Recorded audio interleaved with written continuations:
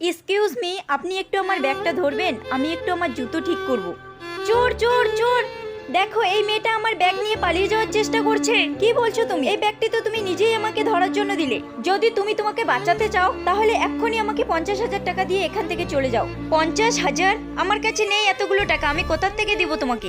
এবার যদি আমি আবার চিল্লাই তাহলে এখানে কেউ না কেউ আসবে, তাহলে তুমি তো বুঝতেই পারছো তোমার অবস্থা কি করবে। আমি তোমাকে কোনো টাকা দেব না। এখন দেখ, আমি আরো জোরে চিল্লাবো। তোমার তো ভাগ্য খারাপ, এখন তো তোমাকে সোজা জেলে যেতে হবে। ওই দেখো পুলিশ। এখনো সময় আছে, টাকা দেবে কি না? তোমার যেটা খুশি করো, আমি কোনো টাকা দেব না। ঠিক আছে। পুলিশ পুলিশ স্যার, এদিকে এসুন, আমার হেল্প করুন। কি হচ্ছে এখানে? দেখুন না স্যার, আমার প্রেগন্যান্সির সুযোগ নিয়ে উনি আমার ব্যাগ নিয়ে পালিয়ে যাচ্ছেন। হাত ছেড়ে দাও ওনার।